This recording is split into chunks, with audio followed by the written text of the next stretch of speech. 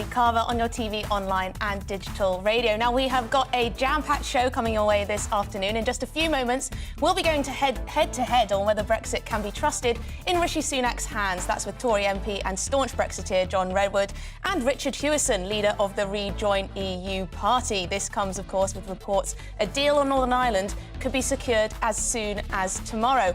Then, a new poll for the Mail Online has found that nearly half of Brits do want the Sussexes to be invited to the coronation, but more want Meghan to miss it than want her to attend.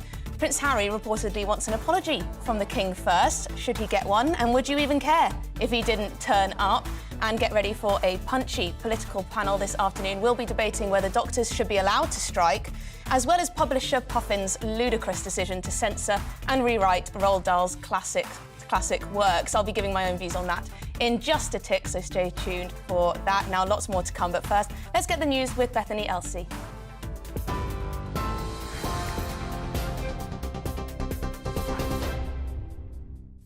Emily, thank you. Good afternoon. It's 2:02. I'm Bethany Elsey with your top stories from the GB newsroom.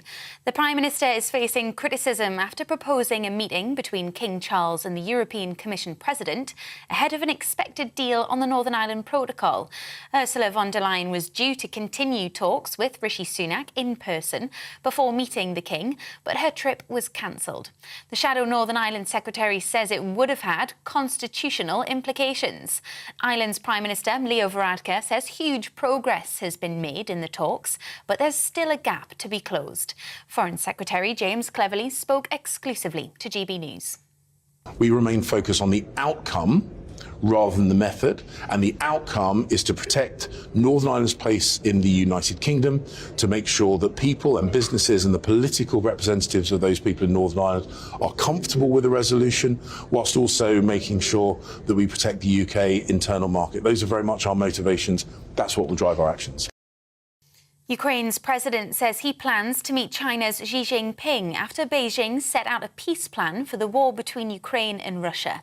Volodymyr Zelensky didn't say when the meeting might happen, but told a news conference in Kyiv that it would be beneficial for both countries and for security around the world. But US President Joe Biden told ABC News Beijing's proposals only benefit Moscow. President Zelensky said he wants to believe that China is not siding with Russia. It's correct to think that if there are already thoughts that somehow correspond to respect for international law, territorial integrity and some security issues, I believe we should use this and work with China on this matter. Why not? I want to believe that China will be on the side of a fair peace, which means on our side. This is very important to me. I really want to believe that China will not supply weapons to Russia.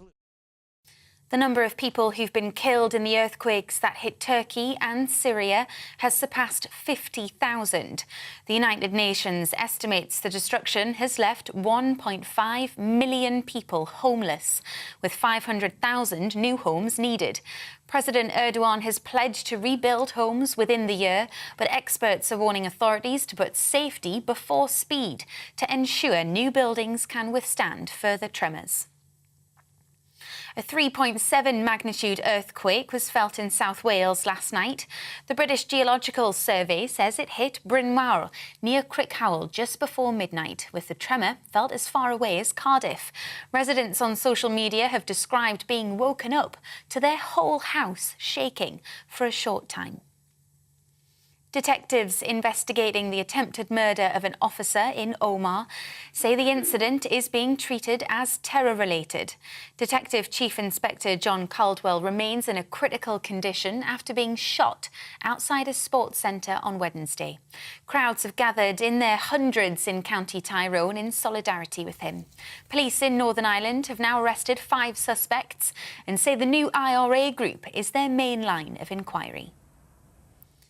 The Defence Secretary says he's confident the troubled £5.5 billion programme to build new army tanks has turned a corner. The project to build nearly 600 Ajax fighting vehicles has faced criticism over severe delays and technical issues. After nearly 13 years, it's yet to deploy a single tank. Ben Wallace says soldiers are now being trained in how to use them and hopes they'll be active in the military within the next 2 years. When I took over as Secretary of State Defence 3.5 years ago, this was a troubled programme. It started its life in March 2010, and I was determined that we were either going to fix this or have to find alternatives. And so we put a lot of effort into it. We worked with General Dynamics, the prime contractor, and with the Army. And I think after its user trials that it completed at Christmas time, it started to turn a corner. And thousands of displaced Ukrainians are being given the chance to go to the Eurovision Song Contest in May. Around 3,000 tickets will be made available to Ukrainians who are currently living in the country. Liverpool has been chosen to host on behalf of Ukraine, who won last year's competition.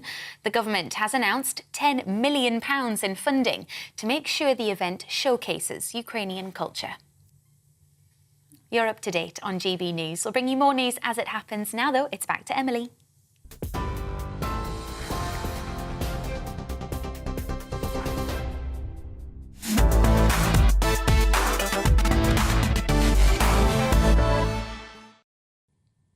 So it turns out that Roald Dahl is safe, at least for now. It was revealed earlier this week that the editors at Puffin the publisher had taken it upon themselves to update Dahl's books for modern sensibilities. In other words, they thought it their duty to decide what every child in this country may or even should find offensive and take a censorship pen to the author's entire collection.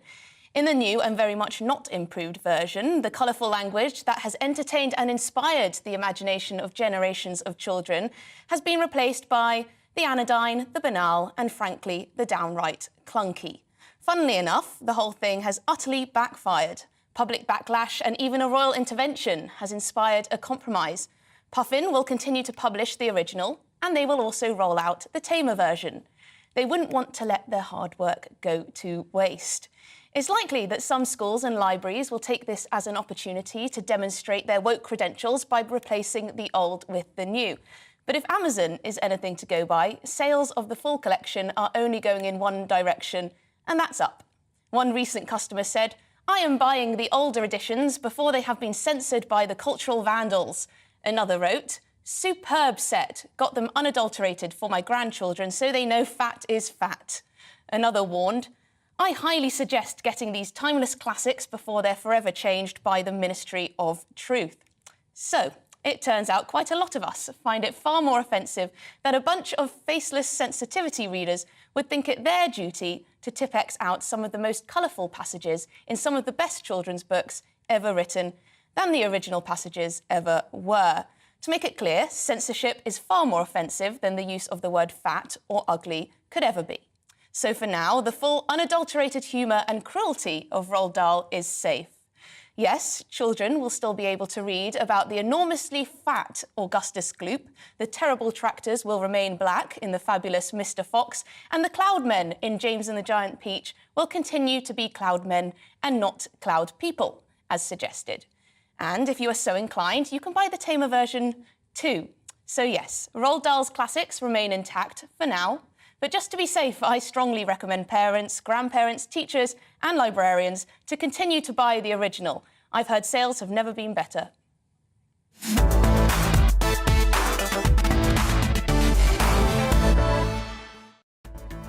We will be debating that later on in the show, but here's what's coming up this hour. I'll discuss whether Brexit is safe in Rishi Sunak's hands after it was reported that the PM is set to secure a deal with the UK this weekend. I'll talk with Tory MP John Redwood and leader of the Rejoin EU party, Richard Hewison. Then I'll be joined by a royal commentator and international correspondent to speak about a new poll for Mail Online, which found that nearly half of Brits support the Sussexes being invited to the King's coronation, but more wanted Meghan to miss it than attend.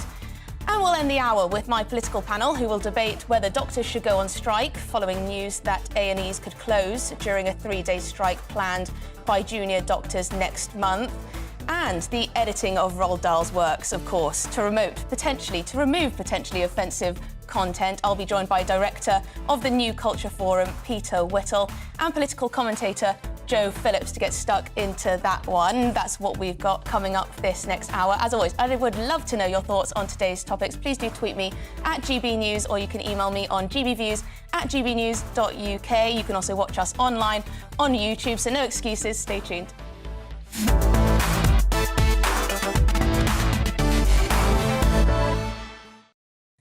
So the question of the day, is Brexit safe with Rishi Sunak? For weeks, the papers have been saying a new deal on the Northern Ireland Protocol is coming. Now, according to reports, it is imminent. Number 10 has claimed the Prime Minister has won a series of last-minute concessions from the EU after talks with the Commission President Ursula von der Leyen. After those talks with her, Conservative MPs have been told to make sure they're at the House of Commons on Monday too.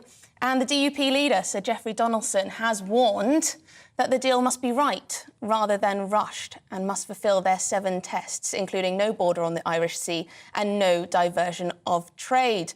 Then you've got reports that Rishi Sunak's plan to axe EU laws may be thwarted by Labour and the Liberal Democrats, who are pushing for Parliament to have a say on every single one. So, will Rishi be able to please everyone, and is Brexit safe under his leadership?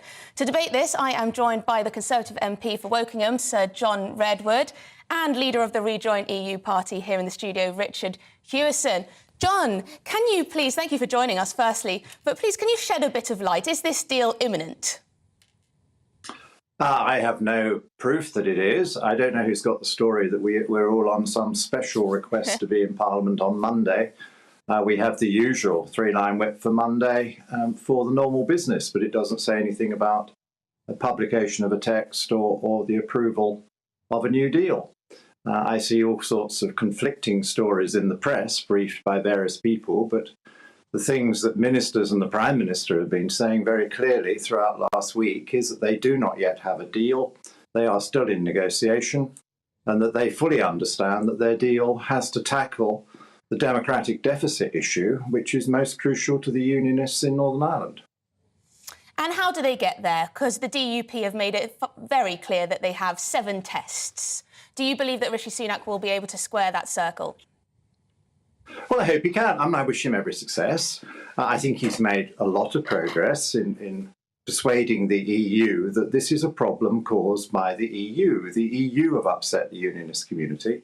The EU have taken a very lopsided or indeed wrong interpretation of the Northern Ireland Protocol and are trying to insist on it against the law of the protocol itself.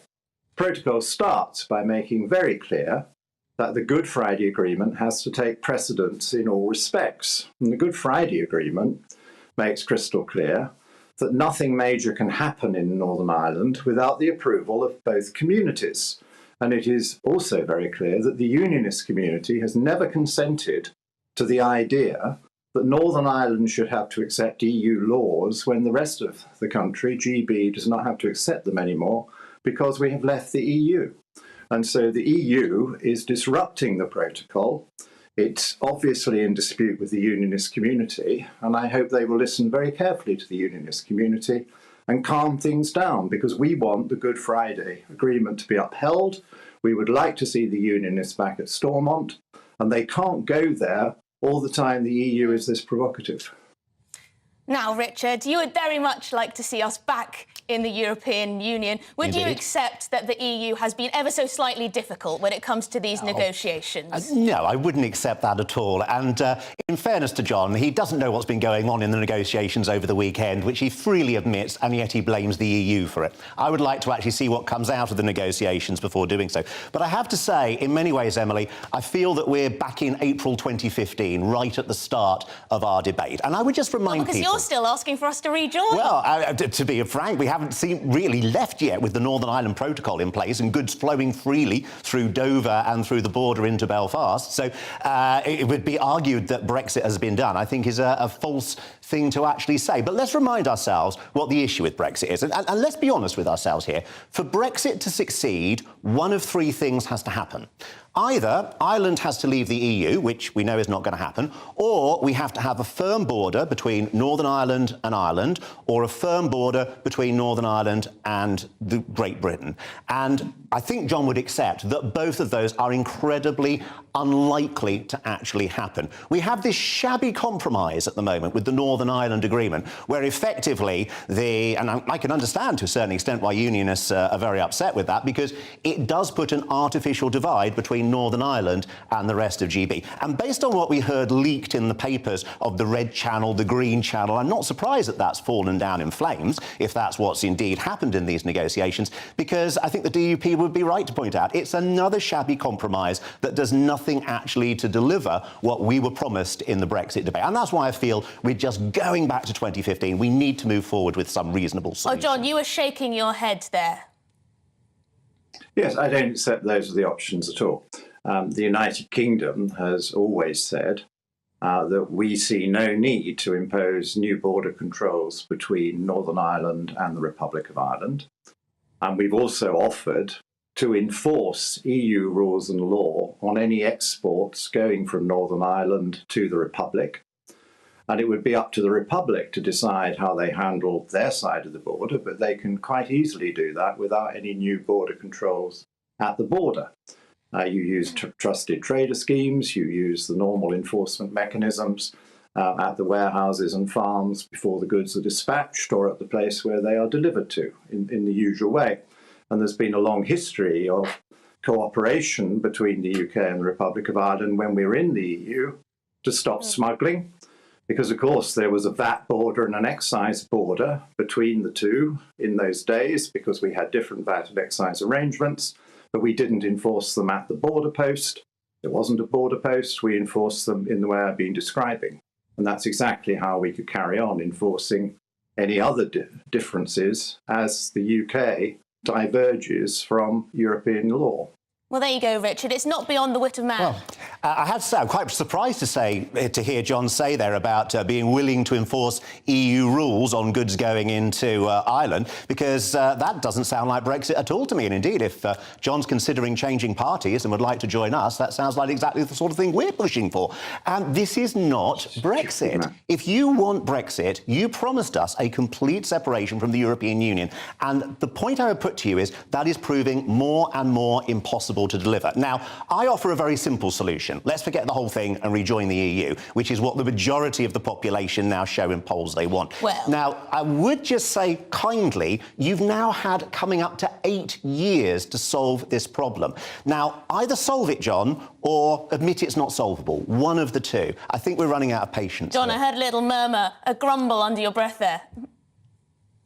Yes, well, that's just a silly debating point, which is not in reality at all.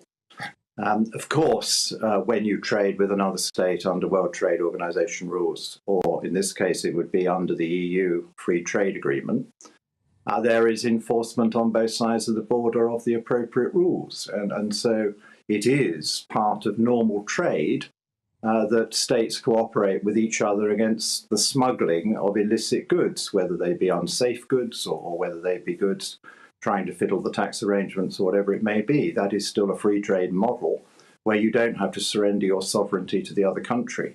But there is mutual enforcement to ensure a fair and free and legal trade.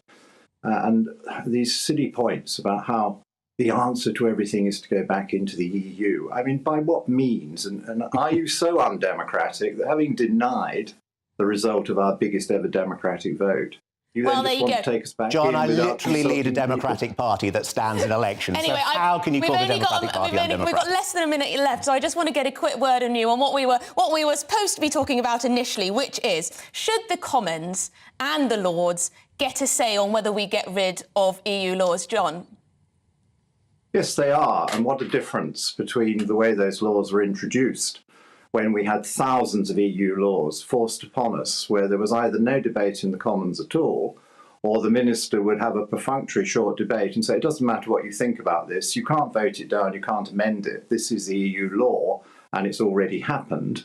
Whereas now, every single law is subject to a parliamentary process if Parliament wants. And we are currently having this big debate about a major act of Parliament to expedite it, which Parliament can either accept or not accept or amend as it sees fit. The point was we couldn't amend any of those laws when they came in. Quick word. Well, I'm glad to hear John accept the responsibilities of Parliament there. There are now 3,800 laws that are just going to disappear without parliamentary scrutiny if Rishi Sunak gets his way. We elect Parliament to actually do some work on our behalf, not just stuff their faces on taxpayer-subsidised lunches all day. And getting through 3,800 laws by the end of December should not be beyond the wit of man. And I'm glad John acknowledges that as well. And I hope John, the Labour Party, the Lib Dems will all force Mr Sunak to take his responsibilities seriously as well. Well, thank you very much. You shouldn't mislead people into thinking that we're ever intending to scrap all 3,800 laws, but we are. But that's what's going to happen, John, on December 31st. Anyway, unfortunately, do something about them, and you know that. Parliamentary democracy. You just don't. And I look forward to seeing parliamentary democracy in place. I look forward to seeing the people we send there doing some work and dealing with each and every one of those laws that's coming up for sunset in the 31st of December this year. Well, sadly, we're going to have to end it there. Thank you very much indeed. That was, of course, Conservative MP for Wokingham, Sir John Redwood, and leader of the Rejoin EU party with a very different view, Richard Hewison. Thank you very much indeed for both of your time. Thank you. Emily. Now, we are going straight to the break.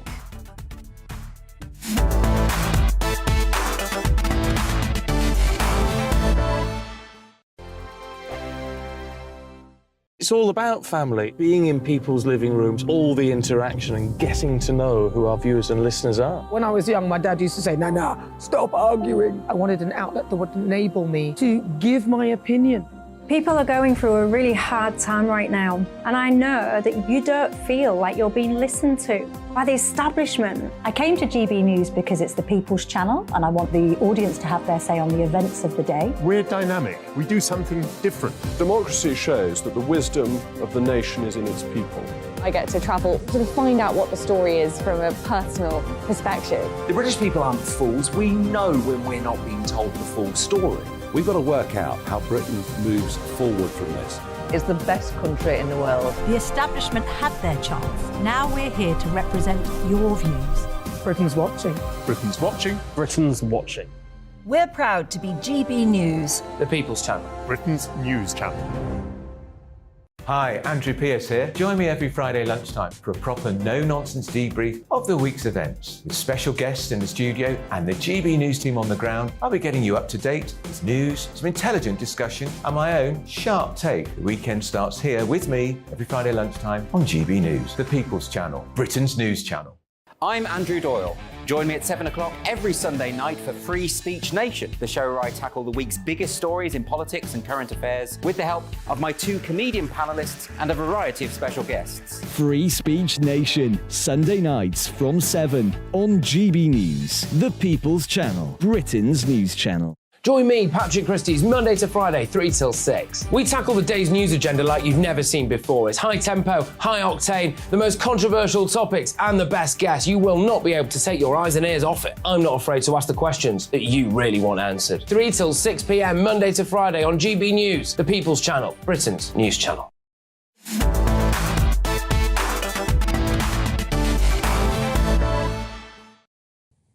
I could have spoken to those two for a very long time. That was John Redwood and the leader of the Rejoin EU party. They don't seem to agree on very much, but we're back. This is Real Britain on GB News, on TV, online and digital radio. Now, a new poll for the Mail Online has found that nearly half of Brits back inviting the Sussexes to the King's coronation, but more would prefer Meghan to stay at home. And just 26% wanted Prince Andrew to attend. That's quite a lot, actually, with 41% against it. To discuss this, I am joined by royal commentator and international correspondent Judita De Silva. Thank you very much indeed, Judita, for joining us. So what do you make of this polling that shows that people aren't too bothered, maybe, about whether the Sussexes turn up?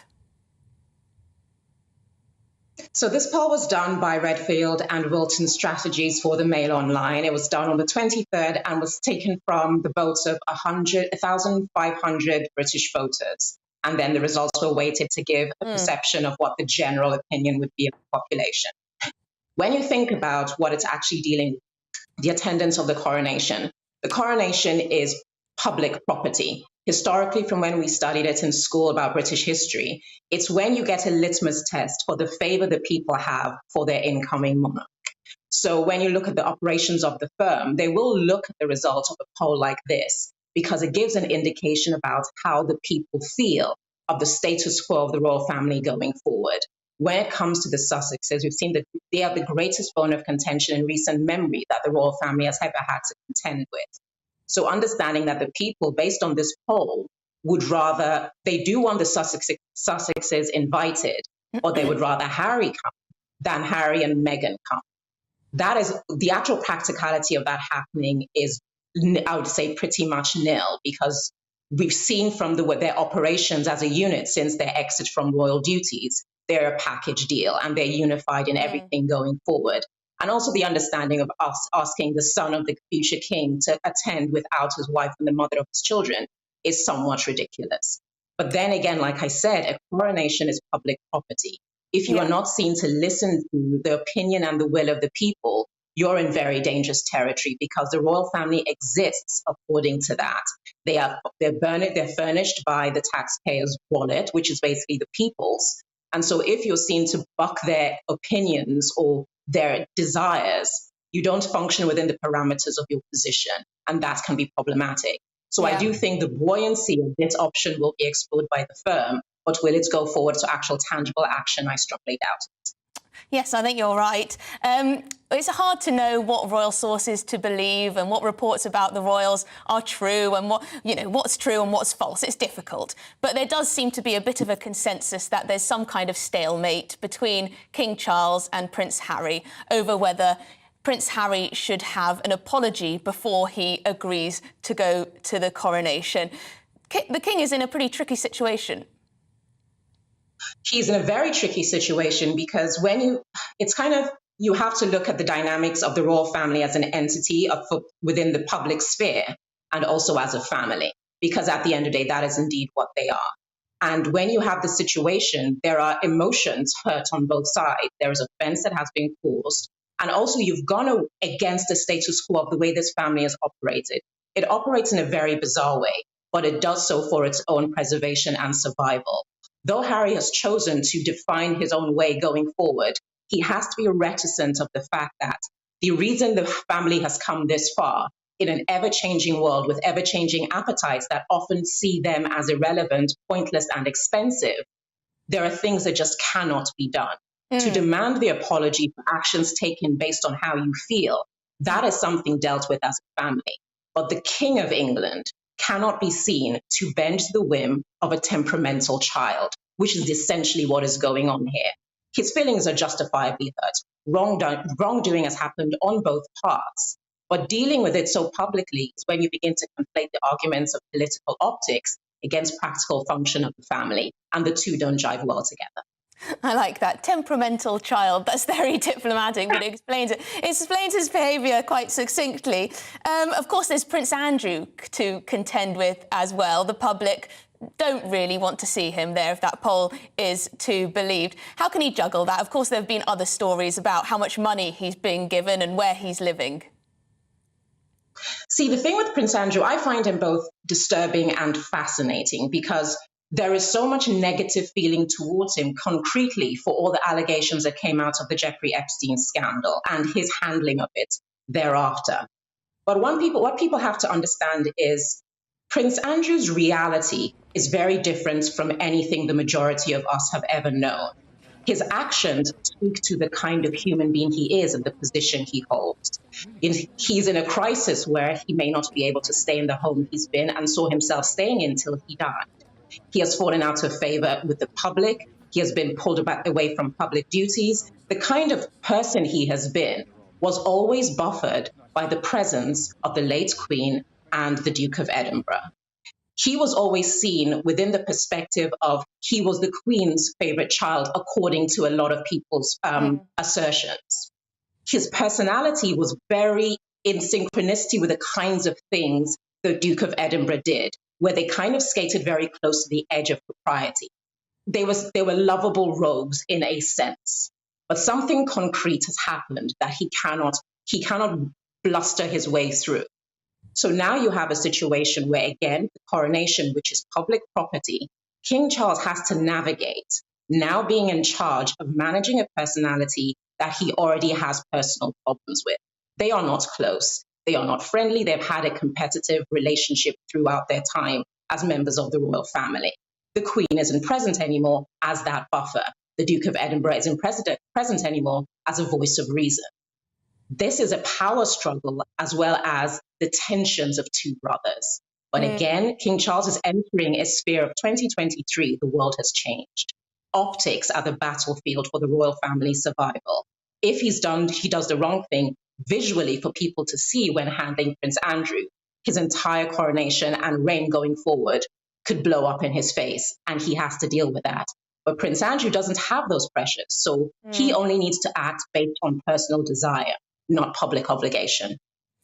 Yes, well, thank you very much indeed for taking us through all that. He certainly has a lot on his plate and a lot of different personalities to manage, whilst also keeping the British public on side. I do not envy our monarch, but there's his duty. Thank you very much indeed, royal commentator and international correspondent Judita De Silva there, talking us through that polling that shows that Brits aren't too bothered, I don't think, about whether the Sussexes turn up, but they would in their majority want Harry to be there. So you're with GB News on TV and DAB radio. After the break, I'll have my political panel. We'll debate whether doctors should be allowed to go on strike following news that A&Es could close during 3 days of industrial action, and the editing of Roald Dahl's works to remove potentially offensive language. But first, let's get a check on the news headlines with Bethany Elsey.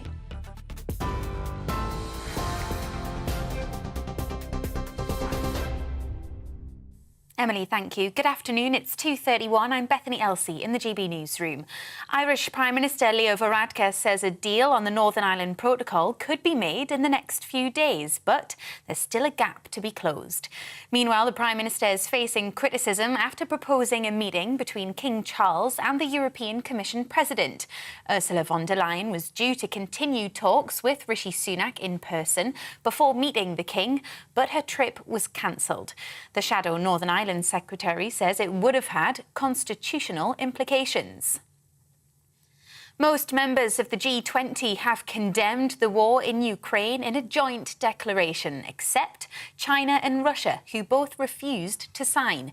Finance chiefs of the world's 20 largest economies have been meeting in India and issued a closing statement at the end of the summit.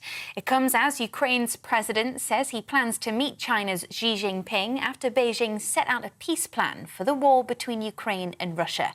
Volodymyr Zelensky didn't say when the meeting might happen, but told a news conference in Kyiv that it would be beneficial for both countries and for security around the world.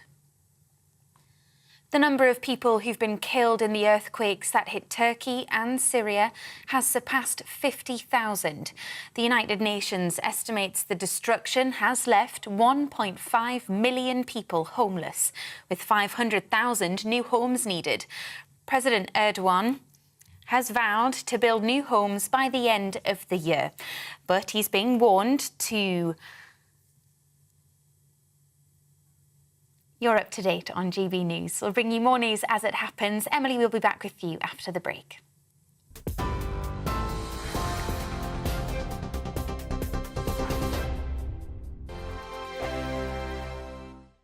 We are GB News, the People's Channel. And right across the United Kingdom. You can find us on Sky Channel 512, Virgin Media Channel 604, Freesat Channel 216, Freeview Channel 236, and YouView Channel 236. You can also take us with you on DAB Plus Radio, with the GB News app and at the website gbnews.uk. We're absolutely everywhere. Come join us on GB News, the People's Channel, Britain's news channel. Join me every Sunday at 6 p.m. for Gloria Meets. In exclusive interviews, I'll be finding out who our politicians really are and what they really think. It's something that you would never want anyone to suffer. I didn't know what channels there were. I didn't think I'd be believed. I must have weighed about 7 stone and I'm 5'8". My instincts was to sort of cover this up. I mean, clearly that was a mistake. Join me every Sunday at 6 p.m. on GB News, the People's Channel, Britain's news channel. Monday to Thursday on GB News, it's Bev Turner Today from 10 a.m. We're going to be here for you, our GB News family, to keep you up to date, but also make you smile. There's a guy who went from puberty to adultery. And I can't wait to bring a few of my own opinions. I have no time for cultural totalitarianism. We'll engage in passionate, but always polite debate. with your thoughts and opinions at the centre of it all. Only on GB News, the People's Channel, Britain's news channel. Hello, I'm Michelle Dewberry, and you can join me every weekday 6 till 7 on Jubes and Kerr. You're an inspiration to us all. Click that bit up. Well, you are. That's my ringtone. My political ambitions those days are gone, I can tell you. She's only teasing. Go on. He's probably going to want to lay down now. I'll give him 2 minutes to have one. Let's respectfully disagree. That's what we like on Jubes and Kerr. Come and join us. GB News, the People's Channel. Michelle Dewberry, weekday evenings at 6 o'clock.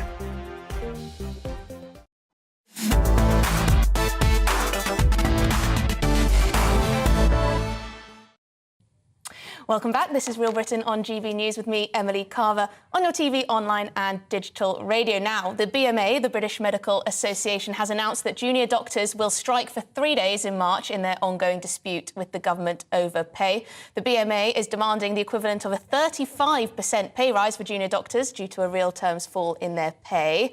However, health leaders are warning that A&E will be forced to close whilst the strike is ongoing due to staff shortages. Around 80% of A&E patients are seen by junior doctors. But should doctors be allowed to go on strike? To debate this, I am now joined by my wonderful political panel, political commentator Joe Phillips and director of the New Culture Forum, Peter Whittle. Joe, I'll come to you first down the line. What do you think? Should doctors actually be allowed to strike? Well, by law, they are not allowed to remove or withdraw from life and limb cover unless the NHS has organised cover for them. And they have said, the BMA have said that, they would return to work in the case of a critical incident, an emergency like a terrorist attack or something like that. I mean, striking, I think, is the last resort. These are people who are, although we say junior doctors, they're not all straight out of medical school. It can be anybody who's straight out of medical school up to the level just below consultant. And this figure that they've put out, which is basically saying they've lost 26% of their income over the last 15 years, well, you could argue that there will be people in the health service right now who weren't working 15 years ago. So that does seem a little bit of a red herring.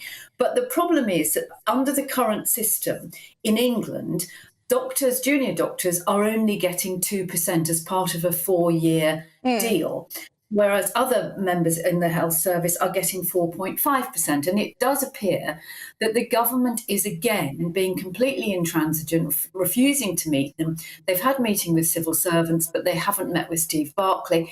And it does seem to me that, we've seen what these people are doing, what they've done throughout the pandemic. They're exhausted, they're burnt out, they're leaving in droves, and it would be sensible and grown up for the government to sit down and talk to them. Peter, Joe makes some pretty sound points there, makes sense. We do have a burnt-out workforce, if you believe what doctors are saying, and I don't have any reason not to. Where can the government go from here? Because for a lot of people, safety of patients is paramount. It is. I mean, I think to your first question, actually, really, Emily, about whether doctors should be able to strike. I don't like the idea of no one being, anybody having their right to strike taken away, actually. I mean, I think it's sort of one of our basic liberties, actually. I know that's not a popular view amongst many people now. What worries me more, actually, about this, and it's something that Joe there hasn't mentioned, is that the British Medical Association, the vast majority of junior doctors don't actually belong to it. I think it's something like 2/3 of them. And although they did have that vote in favour of strike action, the BMA itself seems to have been infiltrated by some quite hard left groups. So in other words, it would appear to be more of a wide ideological battle, which I'm entirely against. So the government should certainly stay firm against that. Well, this is the difficulty, Joe, isn't it? Because what Peter says is true. People may have legitimate claims for more money, but it all gets wrapped up in a wider ideological political agenda that those leading the unions have. I mean, you can see it from the placards the trade unionists carry. There are probably people on that march there who aren't even doctors and probably, certainly not members of the BMA. I think the problem is that when you talk about strikes and you talk about unions, we end up going back largely because of this government, going back to the language of the 1970s, and we talk about union barons. Well, if you think Pat Cullen, the leader of the Royal College of Nursing, is a union baron and would put her in the same bracket as people who were leading strikes at British Leyland and Ford in the 1970s, then you're living on a different planet. And I think the government is misreading the public mood.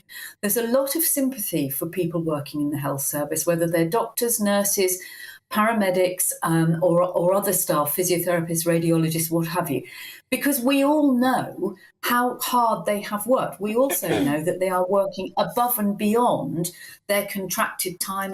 We hear constantly of people having to work, nurses and doctors dealing with more patients than they should be.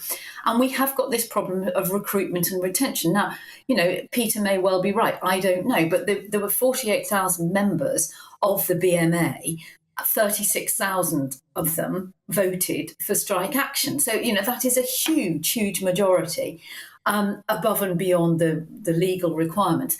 There may be others. I mean, I know certainly with the ambulance crews, where the GMB, for instance, haven't had enough, they're not going out on strike. But you have this ridiculous thing that if you're a member of a union that doesn't reach the required number of votes, you can't go on strike. If you're not a member of a union, you can go on strike.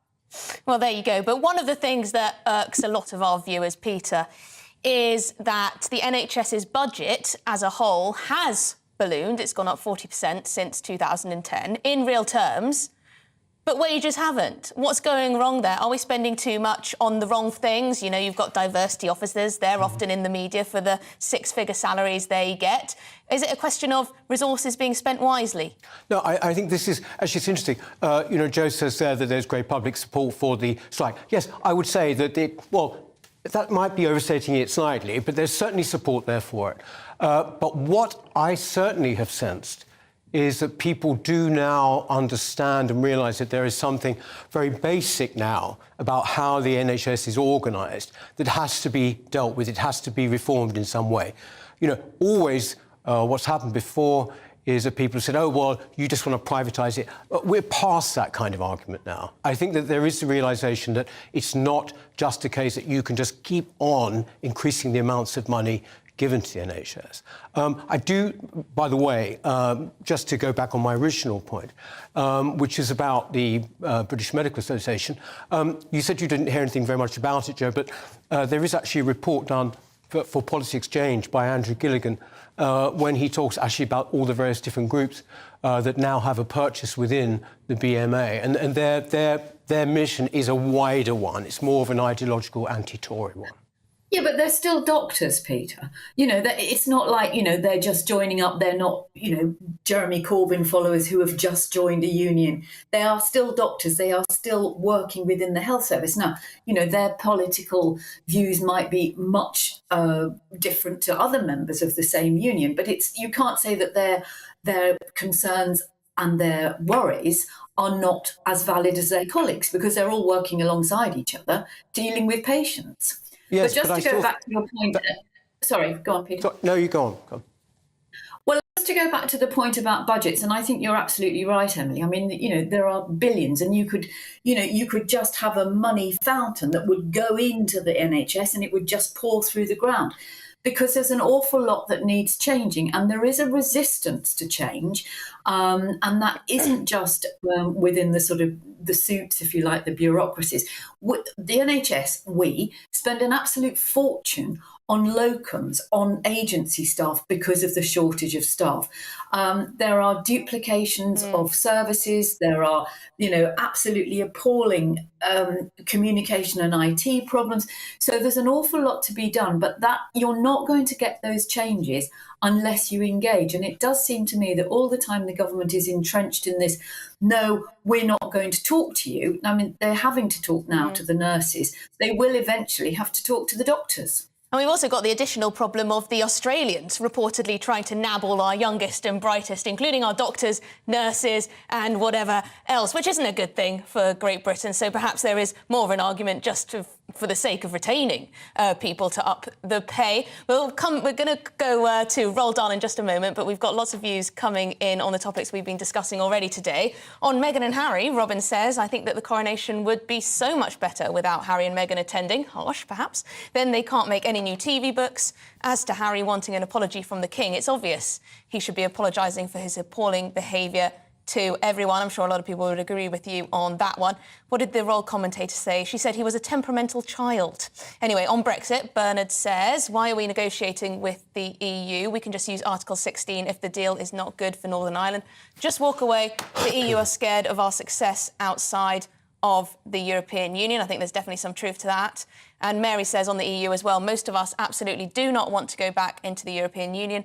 The issues in Ireland are due to EU bloody-mindedness and desire to punish the UK for having the temerity to leave. Yes, I think there is a lot of hard feeling on that side, but also very much here as well. We just spoke to the rejoin the EU man, didn't we? And on Roald Dahl, another Bernard says, if you don't like Roald Dahl's original books, just don't buy them. Well, what we've seen from Amazon, at least, is that people are very much buying them and buying them in their droves and trying to get the unadulterated versions. So thank you very much for sending in your views. Please do keep them coming. Now, moving on, the publishing house Puffin on Roald Dahl. They've announced that they will now publish uncensored versions of Roald Dahl's books following a backlash. The company announced last week it had made hundreds of changes to Dahl's books, removing any references to weight, height, gender and colour following a review by sensitivity readers. However, following interventions by several high-profile figures, including Sir Salman Rushdie and the Queen Consort, Puffin announced it would now publish Dahl's original texts, as well as the tamer updated ones. But perhaps there was an overreaction to Puffin editing Roald Dahl's books. And should books ever be edited to remove offensive language? Still with me are political commentator Jo Phillips and director, there she is, and director of the New Culture Forum, Peter Whittle. Peter, this is your bread and butter. You are the head of the New Culture Forum. You look into censorship, free speech, etc., etc. You must understand better than anyone why this story was so big. Well, of course. I mean, in answer to what your original point, actually, I don't think there was overreaction at all to this. I'm pleased to see reaction. I'd like to see a hell of a lot more of it.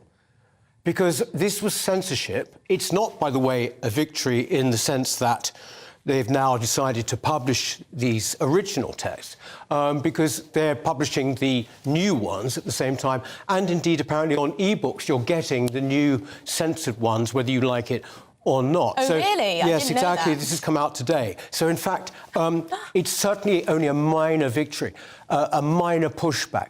Look, let's be quite clear about this. These people, these sensitivity readers, are all part of the kind of woke attack. The company that was taken on by Puffin, I think it's called Inclusive Minds. In my view, they should be called totalitarian minds, because that's what this ideology is, or indeed mind control. This is pure Orwell. It's an overused term, but it is. The fact is, throughout our entire culture, it just happens to be Roald Dahl this week, there has been and is ongoing an attack along these lines based on gender, on sexuality, almost never, I might add, on class terms. You know, this is the extraordinary thing. But this is going right to the very foundations of our culture. And I think people should take it as seriously as I certainly take it and see it for what it is. This is the cat at home wants to get involved by the looks of things. Sorry, Peter, please do finish. Please do finish your point. No. But look, the fact is that this is just one. Well, we get one a day now, don't we? This is just one of many, whether it's the theatre, whether it's television, whether it is publishing. It is a general attack, often by junior staff, who then manage to frighten companies into doing what they want with a book. And frankly, these companies need to get some courage, actually, and stand up to them. Because actually they can, like in America, for example, junior staff managed to get rid of senior staff because they objected to certain words that they used in the New York Times. I mean, this is happening across publishing as well. Joe, it does seem like a book written today could be cancelled by tomorrow at the moment. Do you think Peter is being over-exaggerating? No, I mean, I agree with Peter, and I think, any censorship on books and written material is the thin end of the wedge, and it is Orwellian, and it is something that we should fight against. And you mentioned in the introduction Salman Rushdie, who has been attacked for writing because he offended people. He was under a fatwa for very many years because he offended people through his writing. I mean, you could argue that some books that maybe Peter and I certainly might have read as children or had read to us wouldn't get published now. But, there is a huge canon of work out there for kids, from Beatrix Potter to Jacqueline Wilson to Mallory Blackman to Alex Rider.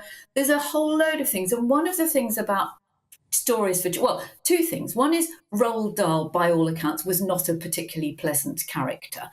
And his books are not cutesy, sweet and lovely. They are all imbued with something deeply unpleasant and rather creepy, whether it's the witches or, the children love that. I loved it. And children love it. And children, that's what fairy tales and Grimm and Hans Andersen and all of those things and many, many fables are written on. It's about how you deal with children, and whether it's the library or whether it's at school or whether it's at home, you can say, well, that's not very nice, is it? Or, that person's not very nice, but you don't have to edit and change it. I was talking to somebody about this very subject the other day, about Beatrix Potter. Now, where else in the world, in a children's book, would you learn the word soporific? Because I bet there's somebody out there who would say, oh, that's too hard, let's change it to makes you sleepy. But that's not the same. And the whole point about reading is exposing you to ideas and language and having that conversation. And if you don't like it, you don't have to buy it. I'm just a little bit cynical. I want to ask Peter, because he's an expert on this far more than I am. Do you think there might be a cynical ploy in this, Peter, that there might be the heritage version of Roald Dahl for sale, beautifully packaged, and the non-heritage version? No, I mean, that would be to give them the benefit of the doubt, really, Joe. I think that this is basically going, particularly through publishing, actually. There's now this thing called stay in your lane, whereby if you are a novelist and you're a white guy, you can't really write about a black woman, for example. This is the death of creativity. Apparently, this is the death of creativity. Sorry to interrupt, but apparently it's incredibly difficult these days to get a children's book published if it doesn't fulfil some kind of gender or racial aspect or some kind of message. It's not just even kids' books, it's all books now. All books. I mean, the fact is, I do hope people wake up, actually, to what's happening. You mentioned, Joe, the thin end of the wedge. I mean, we're actually a long way along the wedge now, actually. I mean, this is a fundamental assault on all the creative values that we have in Western civilization. It really is that serious. I think that's no exaggeration. I agree with you, Peter, and I just wish people would I wish people would share the same anger and fury at the unadulterated nonsense, misogyny, homophobia, sexism and everything else that comes out on Twitter and TikTok and social media. I mean, one of the things I just Joe, that just shows how ridiculous this kind of censorship is. Well, I mean, children are watching porn, they're watching God knows what's on their phones every day, and we're worried about using the word fat. Exactly. And fat is a descriptive term. It's only offensive if you use it offensively.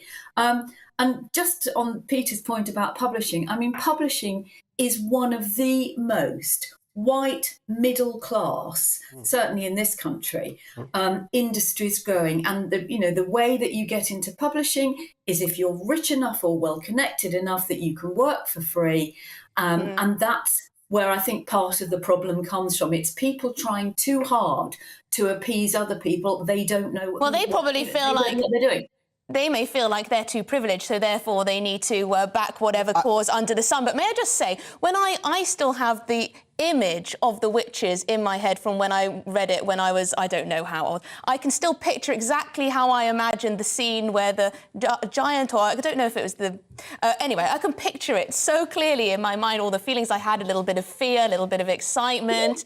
It's just amazing how much books, and they need that imagery in them, don't they, Peter? But they absolutely do, and but those it's not... beautiful illustrations. It's not books, though. I mean, really, I appeal to viewers of GB News. It's not just books, right? All of our institutions, that includes our cultural ones, that includes publishing houses, museums, all the rest of it, they have all been infiltrated by this kind of ideology. So, like, when you go to an exhibition, you know, you will see things next to the paintings now telling you what to think. You know, book publishing, now they have these sensitivity readers who essentially impose their own ideology on the books. It takes a particularly Philistine attitude to be able to do that, actually. Unbelievably presumptuous. But that is, in fact, what these people are. It is an ideology which is anti-West. It probably helps, you know, that Roald Dahl was a white, straight man. It probably helps in their view. It's extremely arrogant. Anyway, I think that's all we've got time for on that debate, but thank you very much indeed. That was very, very insightful, as always, our political panel with Joe Phillips, political commentator, and, of course, Peter Whittle, head of the New Culture Forum. Thank you very much indeed. I believe we are now going to the break. We are coming in 1 second.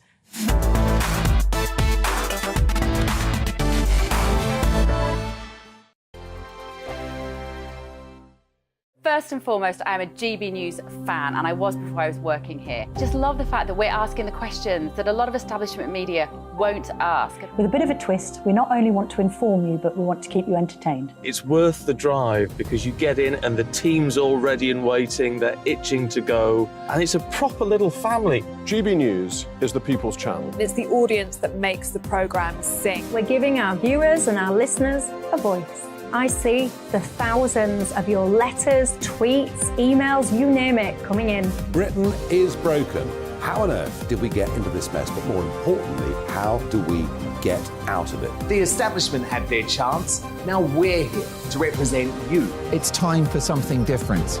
It's time for GB News. I'm very patriotic. I believe in Britain.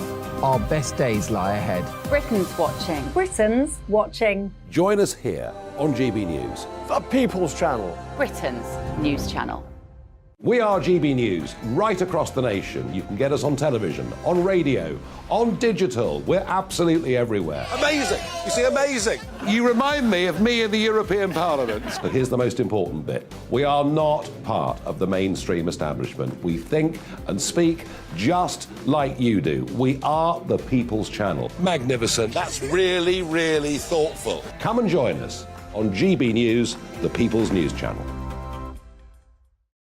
Monday to Thursday, 9 p.m. till 11 p.m. Join me, Dan Wootton. I'll bring you the sharpest takes and hottest debates. Do you not believe in prison? I don't believe in prison. I'm completely stunned. I guarantee you there'll be no spin, no bias, no censorship. I actually was personally quite offended by it.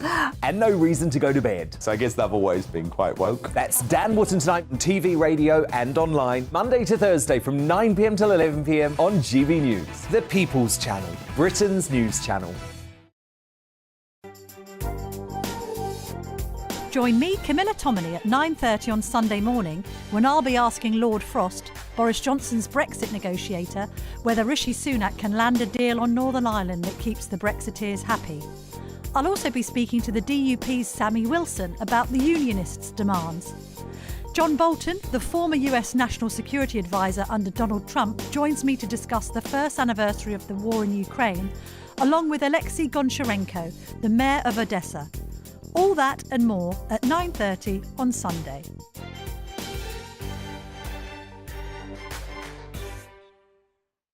I'm Jacob Rees-Mogg, the Member of Parliament for North East Somerset and a former government minister. For years, I've walked the corridors of power in both Westminster and the City of London. I campaigned in the largest democratic vote in our island story. I know this country has so much to be proud of. We need to have the arguments, the discussions on how we make it better. The wisdom of the nation is in its people.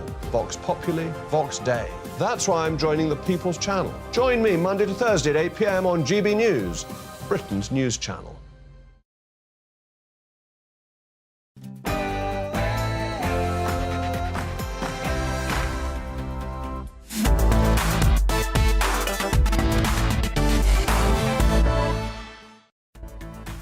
Good afternoon and welcome to Real Britain with me, Emily Carver, on TV, online and on digital radio. Now a big hour coming up. We'll be discussing China's call for a ceasefire in Ukraine and their proposed peace plan. US President Joe Biden said it's not rational for China to negotiate peace. Not sure I can argue with that. And should the UK also continue to send military aid to Ukraine at current levels? Former advisor to David Cameron, Philip Blond, will be joining us to talk about plans to double medical school places to address staff shortages in the NHS. And finally, who should be the next leader of the SNP? It seems to be a runoff between Kate Forbes and Humza Yousaf. We'll discuss that. But first, let's get the news headlines with Bethany Elsey.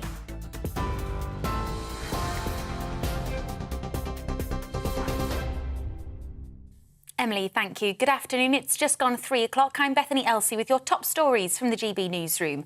Ireland's Prime Minister Leo Varadkar says a deal on the Northern Ireland Protocol could be made in the next few days, but that there's still a gap to be closed in negotiations.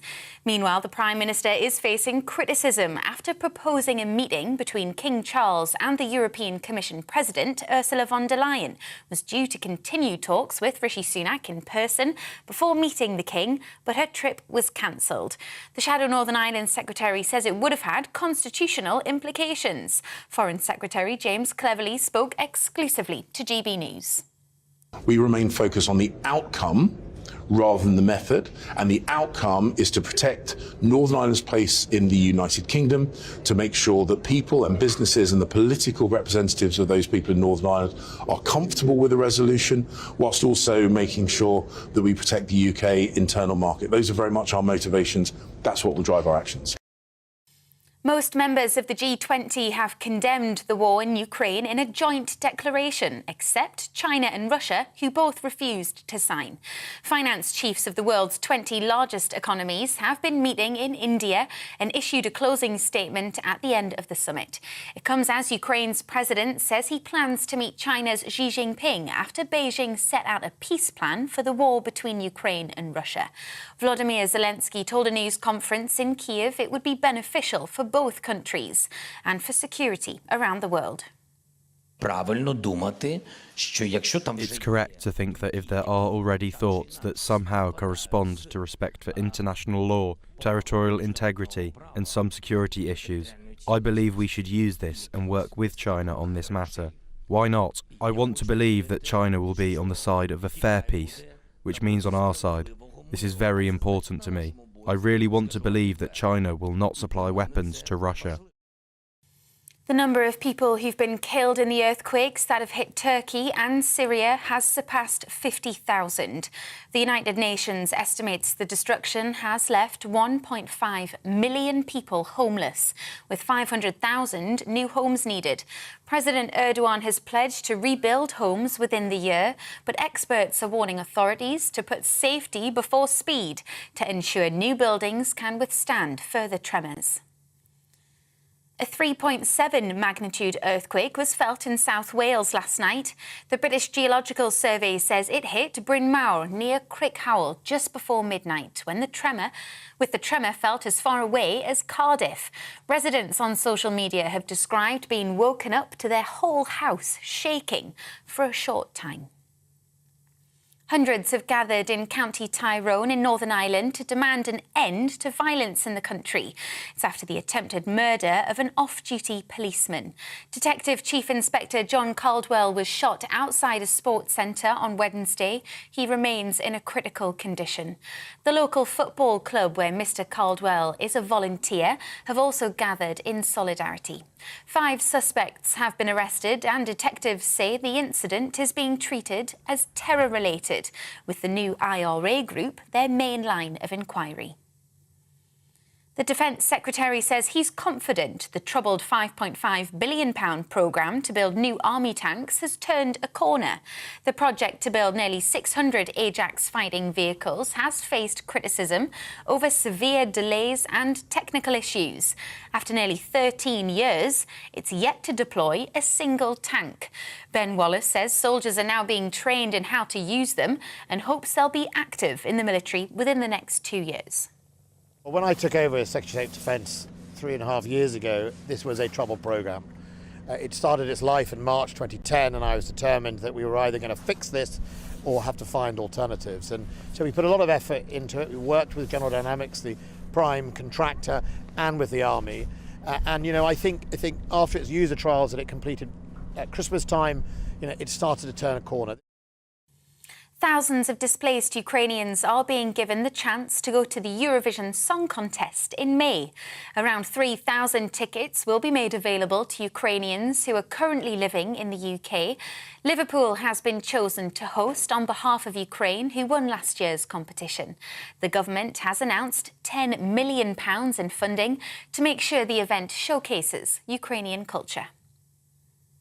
You're up to date on GB News. We'll bring you more news as it happens. Now, though, it's back to Emily.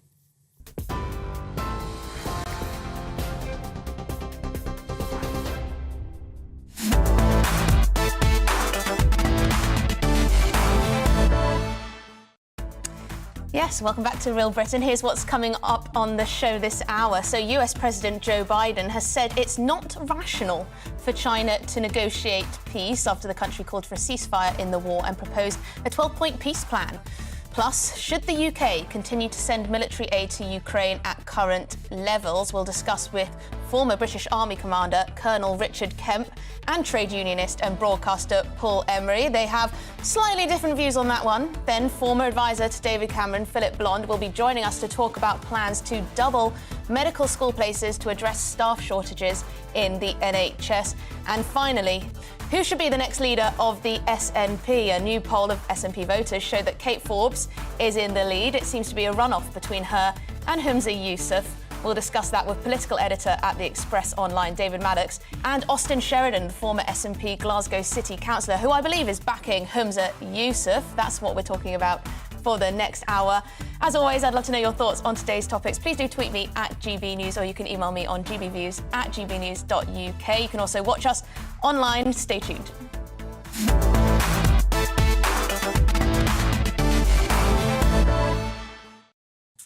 Now, before the break, we were talking about Roald Dahl with my wonderful political panel and that ludicrous decision to censor some of the words, rewrite some of the passages that were deemed offensive.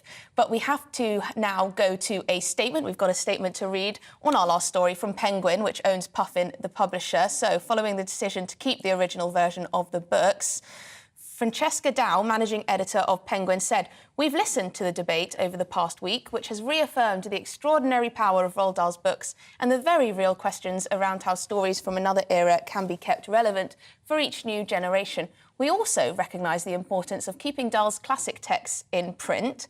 By making both Puffin and Penguin versions available, we are offering readers the choice to decide how they experience Roald Dahl's magical, marvellous stories." Well, that's good. They've kept the magic. At least we can buy and continue to buy the original. I'm sure many people at home will continue to do that. But moving on to our next story, it's a big story. US President Joe Biden has said it's not rational for China to negotiate peace in Ukraine. That's after Beijing issued a 12-point peace plan and called for a ceasefire.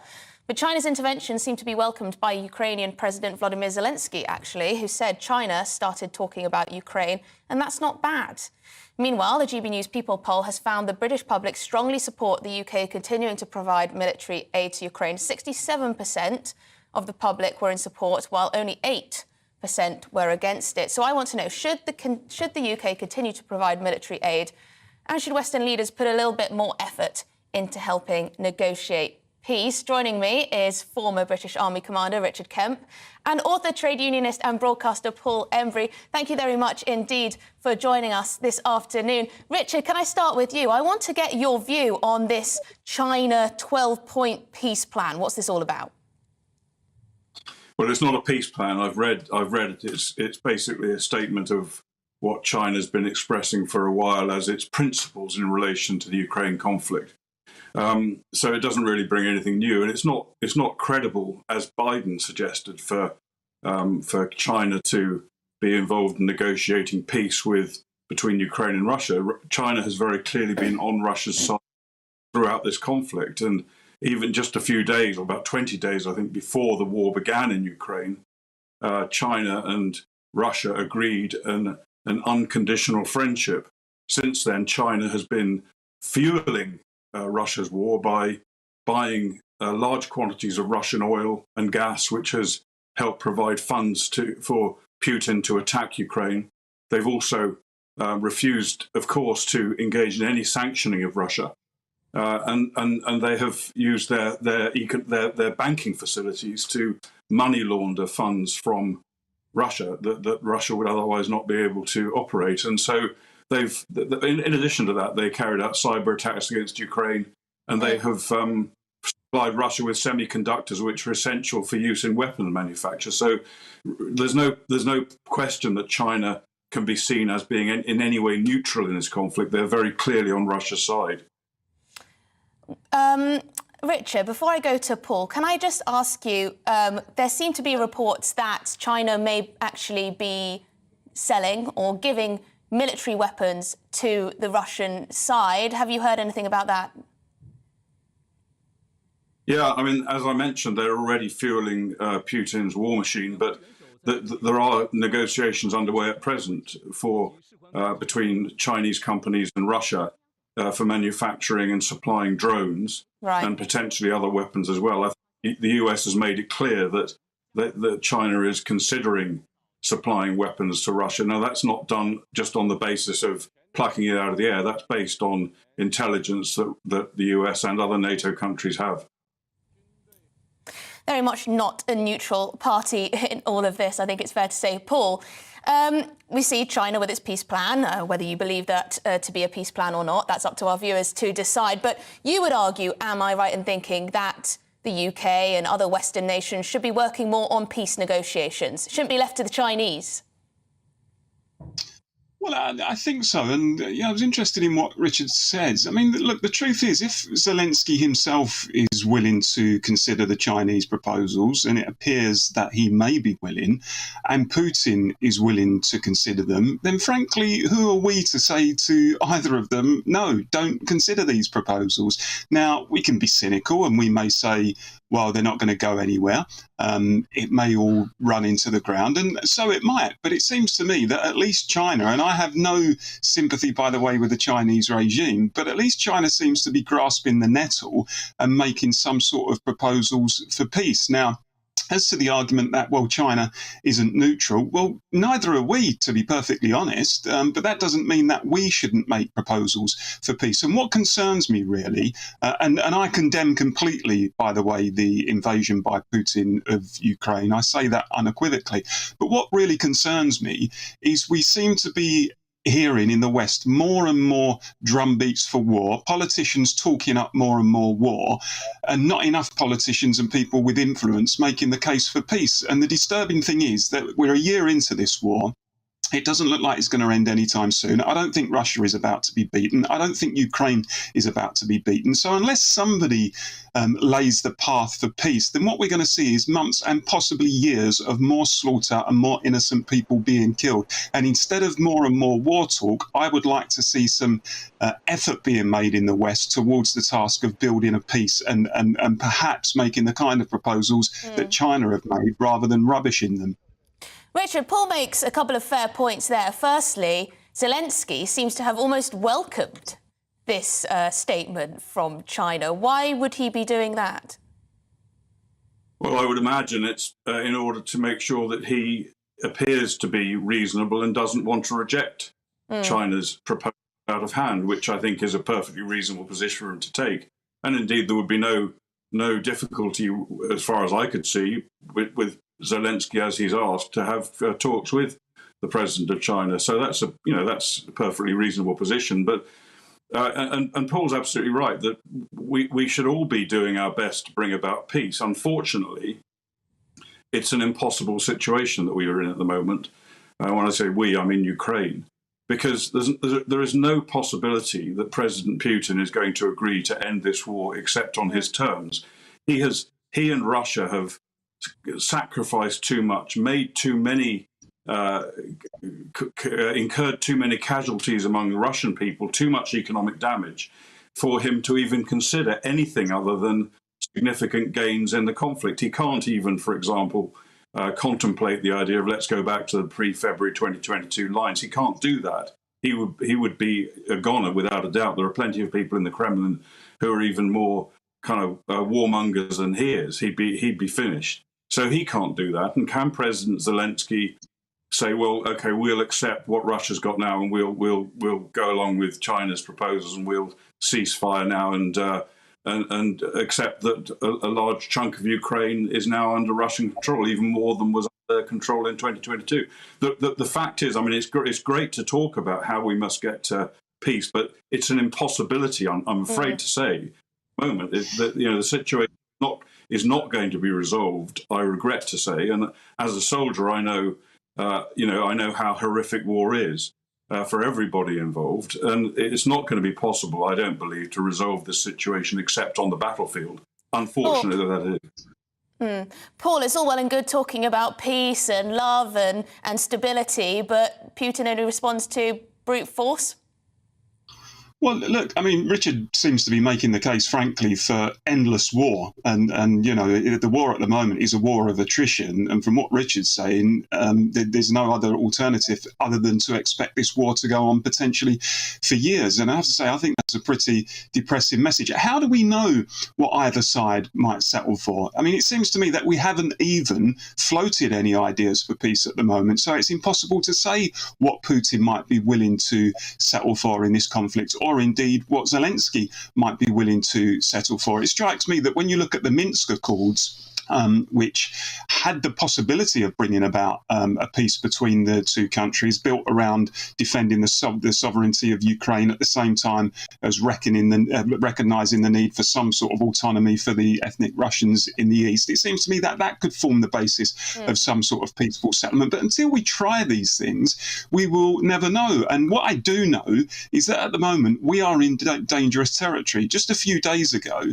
on the same day, Putin withdrew Russia from a nuclear arms treaty at the same time as Biden was standing in Poland, a former Eastern Bloc country, banging the drum for more war. Now, when you're in that situation, with the American president and the Russian premier doing those things on the same day, then actually I think you're in a pretty concerning situation. And wars have got a nasty habit of getting out of control and escalating before any of us realise it. And instead of banging the drum for more war, I would like to see us focusing on the case for peace. And we are simply not doing that enough. If Putin doesn't want to grasp the nettle, then fine, it will have to be more war. But for goodness sake, let us have a go. Well, there you go. Sadly, that is all we've got time for. I would love to listen to you both for the entire rest of the show, but we must move on. Thank you very much indeed. We'll speak again, I'm sure. That was Richard Kemp and Paul Embry, of course, both regulars on the channel. Now, moving on, let me know what you think about that, by the way, and also the fact that we're spending huge amounts of money on military aid, of course. Do you think we need to continue until Putin is done with? Is that the end goal? Now, moving on to one of the biggest stories of the week. According to Home Office data, the UK asylum backlog is at a record high of over 160,000 people. To help clear that backlog, the government will process the applications of more than 12,000 people from 5 countries without face-to-face interviews in what critics have called an amnesty in all but name. But the Home Office rejects this as an amnesty, of course. So is this the only way to clear the backlog, or is this a complete dereliction of duty and, frankly, a security risk? Now joining me is William Clouston, who is the leader of the Social Democratic Party. Hello. And Steve Valdez-Simons, who is a refugee and migrant rights programme director at Amnesty UK. Thank you very much indeed for coming on this show. William, is this an amnesty in all but name? It's clearly an amnesty in all but name, and to fast-track people in this way is basically a consequence of losing control of the border. And I've always urged people to think about the causes of these things. And frankly, we have a near consensus among our political class on this matter. The Tories were elected in 2019 on a platform of a secure border and haven't done it. And every single day that people come here unsolicited and have a very, very high chance of staying here, because the grant rate is very high, is an incentive to continue to do so. And I've always said that the migrants are actually acting entirely rationally. Why wouldn't they come if they can almost certainly stay? And if they stay, they get access to effectively our social wage, which is access to health services, housing, education, and other things. So basically, until the government changes the incentives, and they won't do it, by the way, by silly publicity stunts like the Rwanda scheme, until they change the incentives, this problem is going to get worse. Steve, if you'll accept the characterisation that this is an amnesty in all but name, do you worry about the security implications of this, essentially allowing people without having a face-to-face interview to reside in this country? Well, I think there's a lot of misunderstanding about this. Firstly, all of these people will have had interviews face-to-face with the Home Office. They're called screening interviews, long before anyone should have, by now, got to the stage of having a further interview to interrogate the long and detailed history in what would ordinarily be a full asylum claim. What the Home Office have set about, with a limited number of people from 5 specific countries where the situation in those places is such that it's obvious that no one can be safely returned there, is to say, well, no, we don't have to have a lengthy interview about your personal circumstances, already knowing that we've interviewed you and determined to accept that you're from the particular nationality you say. And I don't really know why the questionnaire, frankly, is needed. They ought to be able to get on and decide at least these people are obviously staying, and the sooner they are out of the ridiculously huge backlog the Home Office has created, the better for everybody. Suggesting that there should be essentially a bit of an open border between the UK and Afghanistan, Syria, Libya, Eritrea and Yemen, because I'm telling you now, most Brits, that is the last thing they would want. Well, that's a bit of a strange thing to say, isn't it? There's not an open border between those 5 places in the UK. Well, if you're not having the same, Stephen, borders and trauma between those countries and here. And by the way, we see hardly any of the refugees from any of those places in the world. If you want to see where very large numbers of Afghans are to be found, you need to go to Pakistan and Iran. If you want to see where very large numbers of Eritrean refugees are to be found, go to Ethiopia. You can say this about all of those countries, frankly. We see very few of the refugees in the world. In fact, we see very few of the refugees in anywhere in Europe, including France. So let's just take our responsibility seriously and stop trying to pretend we can magic this away. I completely take your point. But, William, British people are overwhelmingly supportive of taking genuine refugees. It is unfortunate that with the small boats crisis, they see people skipping the queue, people not knowing who they are, intentions, etc., safety risks, and so on. What do you have to say to that? Well, I think you're right. I think presently the access to our country is controlled by people in charge of smuggling gangs and criminality. And I don't think we're asking for very much in wanting the government to be in charge of that and not people smugglers. I think that, again, I'm trying to get people to think about the root causes of these things. Personally, I think you won't have a secure border, and I think it's a reasonable request to have a secure border in a modern democracy. You won't have a secure border until the post-war protocols are looked at. I don't think you can have border sovereignty if they stay, basically. The number of people globally that could qualify for asylum in Britain, if you could get them here, and if a smuggling gang can get them here, would certainly run into hundreds of millions and possibly even over 1 billion. So I'm afraid you've got to look at the causes. And if we don't look at the causes and we haven't got the courage to look at the cause of these things, the system will just get worse. And the effective amnesty that we're looking at now is just a consequence of losing control of a border. Remember, the expected number of people this year will exceed illegal migration a few years ago.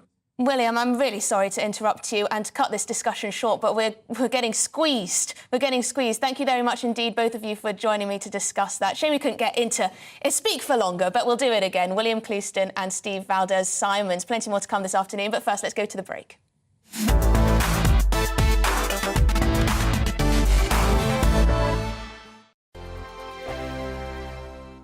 It's all about family, being in people's living rooms, all the interaction and getting to know who our viewers and listeners are. When I was young, my dad used to say, no, stop arguing. I wanted an outlet that would enable me to give my opinion. People are going through a really hard time right now, and I know that you don't feel like you're being listened to by the establishment. I came to GB News because it's the People's Channel, and I want the audience to have their say on the events of the day. We're dynamic. We do something different. Democracy shows that the wisdom of the nation is in its people. I get to travel to find out what the story is from a personal perspective. The British people aren't fools. We know when we're not being told the full story. We've got to work out how Britain moves forward from this. It's the best country in the world. The establishment had their chance. Now we're here to represent your views. Britain's watching. Britain's watching. Britain's watching. We're proud to be GB News, The People's Channel. Britain's news channel. Join my show Farage, 7 p.m. till 8 p.m. Monday through Thursday, and there you will get opinion, analysis, debate, and I'll cover stories that nobody else dares to touch. You've been cancelled. Join the club. Oh my goodness me. And then for the last 15 minutes, talking pints. We're over a drink. We have a civilised conversation with someone. We very often disagree, but we do it in a grown-up way. Come and join me on Farage. We are GB News, the People's Channel. And right across the United Kingdom. You can find us on Sky Channel 512, Virgin Media Channel 604, Freesat Channel 216, Freeview Channel 236, And YouView, Channel 236. You can also take us with you on DAB+ radio. With the GB News app and at the website gbnews.uk. We're absolutely everywhere. Come join us on GB News, the People's Channel, Britain's news channel. He's the king of breakfast TV, and he's back. Eamon Holmes back on the TV with me this morning. Even remember my name. I know, it's been 4 months. You have holy water by your bed? Oh yes, already to bless. Yeah. Oh, Eamon. Oh. Why do you not believe anything I say? Eamon Holmes back on GB News Breakfast at 6 a.m. Hello, I'm Esther McVeigh. And I'm Philip Davis. Whether you're watching or listening on TV, online or on radio, we handpick the latest stories, debates and expert opinions for your weekend. So whether that's politics, news or showbiz, we've got it covered. Join us every Saturday morning at 10 o'clock on GB News. We are GB News, the People's Channel. Why not take us home with you by visiting the GB News shop at gbnews.store. You'll find all the official merchandise, a really good present actually for yourself, your friends or your family. We ship across the UK mainland at no extra cost. GB News, the People's Channel.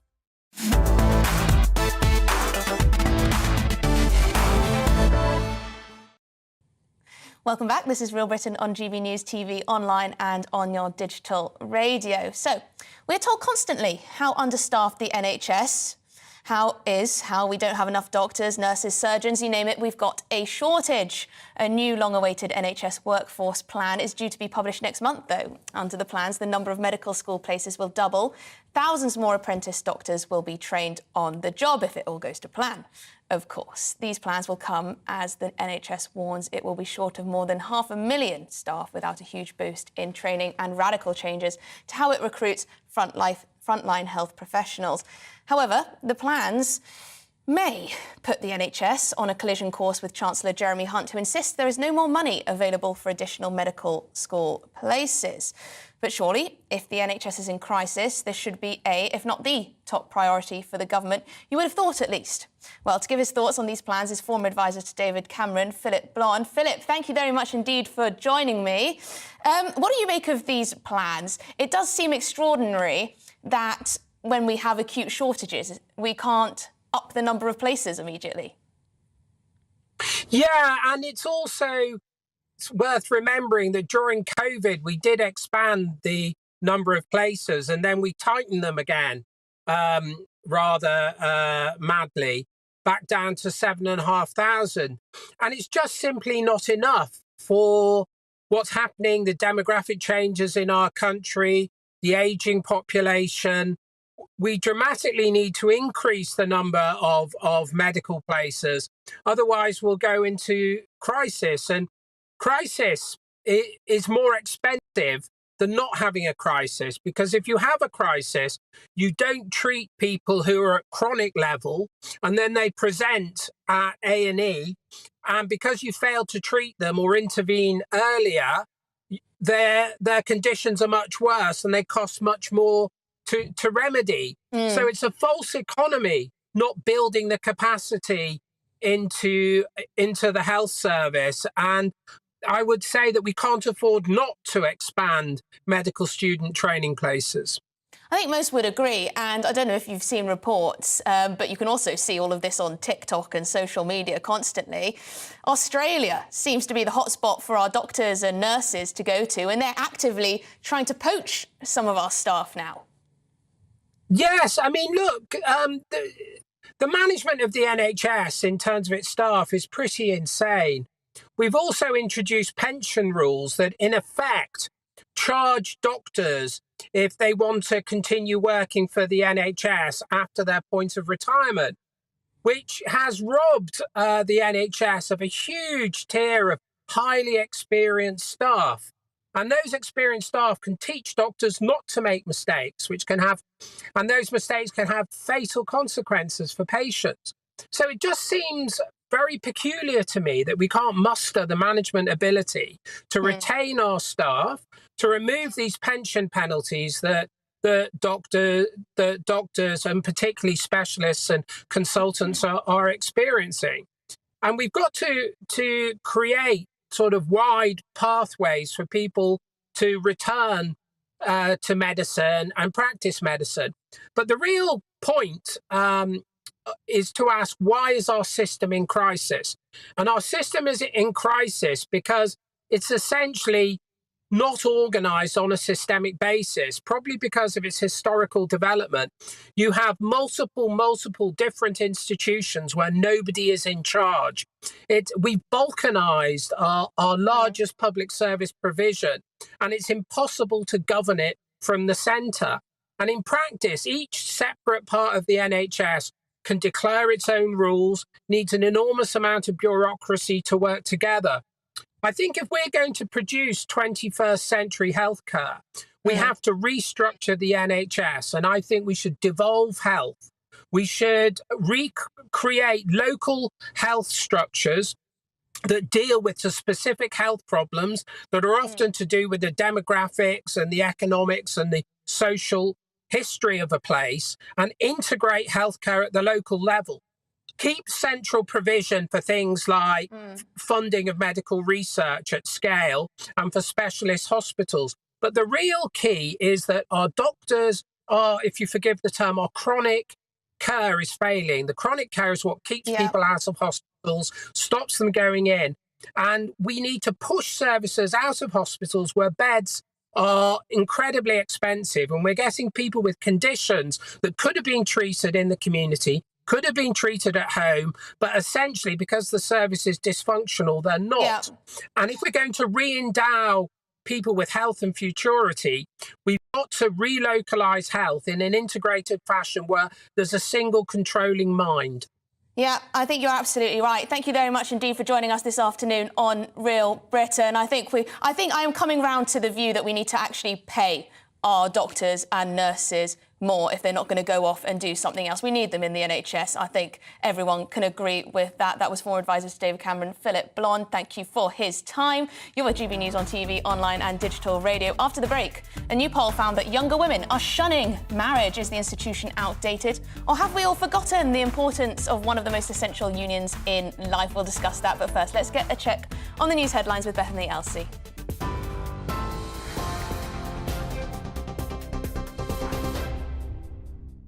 Emily, thank you. Good afternoon. It's 3:33. I'm Bethany Elsey in the GB newsroom. Irish Taoiseach Leo Varadkar says a deal on the Northern Ireland Protocol could be made in the next few days, but there's still a gap to be closed in negotiations. Meanwhile, the Prime Minister is facing criticism after proposing a meeting between King Charles and the European Commission President. Ursula von der Leyen was due to continue talks with Rishi Sunak in person before meeting the King, but her trip was cancelled. The Shadow Northern Ireland Secretary says it would have had constitutional implications. Most members of the G20 have condemned the war in Ukraine in a joint declaration, except China and Russia, who both refused to sign. Finance chiefs of the world's 20 largest economies have been meeting in India and issued a closing statement at the end of the summit. It comes as Ukraine's president says he plans to meet China's Xi Jinping after Beijing set out a peace plan for the war between Ukraine and Russia. Volodymyr Zelensky said it would be beneficial for both countries and for security around the world. The number of people who've been killed in the earthquakes that hit Turkey and Syria has surpassed 50,000. The United Nations estimates the destruction has left 1.5 million people homeless, with 500,000 new homes needed. President Erdogan has pledged to rebuild homes within the year, but experts are warning authorities to put safety before speed to ensure new buildings can withstand further tremors. And hundreds have gathered in County Tyrone to demand an end to violence in Northern Ireland after the attempted murder of an off-duty policeman. Detective Chief Inspector John Caldwell was shot outside a sports centre on Wednesday. He remains in a critical condition. 5 suspects have been arrested and detectives say the incident is being treated as terror-related, with the new IRA group their main line of inquiry. You're up to date on TV, online and DAB+ radio. This is GB News. Emily will be back with you in just a moment.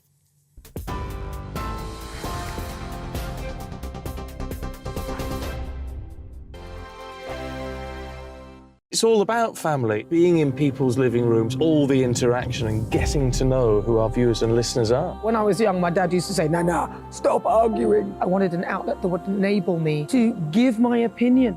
People are going through a really hard time right now, and I know that you don't feel like you're being listened to by the establishment. I came to GB News because it's the People's Channel, and I want the audience to have their say on the events of the day. We're dynamic. We do something different. Democracy shows that the wisdom of the nation is in its people. I get to travel to find out what the story is from a personal perspective. The British people aren't fools. We know when we're not being told the full story. We've got to work out how Britain moves forward from this. It's the best country in the world. The establishment had their chance. Now we're here to represent your views. Britain's watching. Britain's watching. Britain's watching. We're proud to be GB News, The People's Channel. Britain's news channel. Hi, Andrew Pierce here. Join me every Friday lunchtime for a proper no-nonsense debrief of the week's events. With special guests in the studio and the GB News team on the ground, I'll be getting you up to date with news, some intelligent discussion and my own sharp take. The weekend starts here with me every Friday lunchtime on GB News, the People's Channel, Britain's news channel. I'm Andrew Doyle. Join me at 7 o'clock every Sunday night for Free Speech Nation, the show where I tackle the week's biggest stories in politics and current affairs with the help of my 2 comedian panellists and a variety of special guests. Free Speech Nation, Sunday nights from 7 on GB News, the People's Channel, Britain's news channel.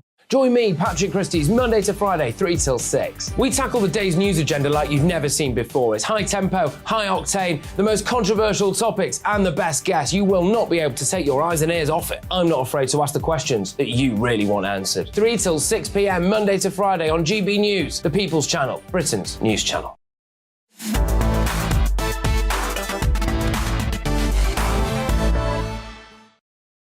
We are back. This is Real Britain on GB News with me, Emily Carver, on your TV, online and digital radio. Now, Scotland. A new poll of SNP voters shows Scottish Finance Secretary Kate Forbes leading the pack when it comes to the leadership race at 28%.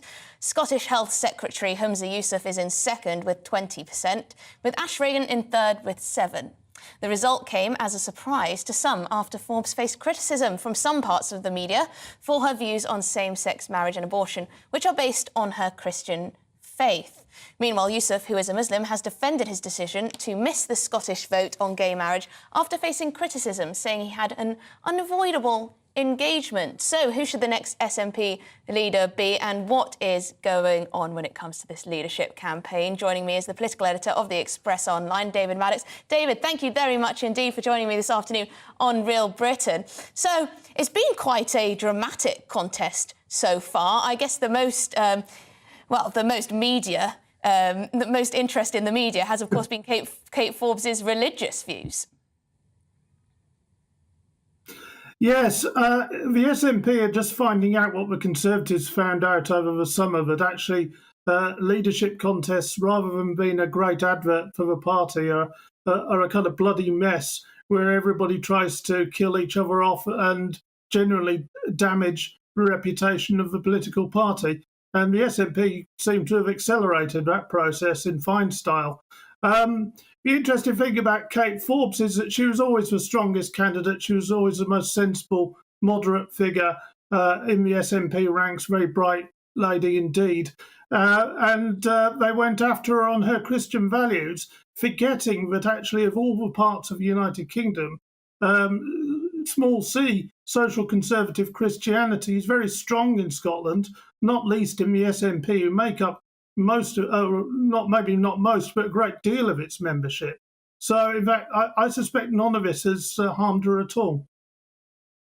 Of course, the SNP paints itself as this very socially liberal and woke party, but perhaps some of their support does not take that view at all on many issues. Thank you for joining us too, Austin Sheridan, former SNP Glasgow City Councillor. Now, I've had a little look at your Twitter, and it seems like you are supporting Humza Yousaf for the win, to be the next leader of the SNP. Why? I'm supporting Humza Yousaf because he's the only candidate that is committed to the furtherance of LGBT plus rights in our party.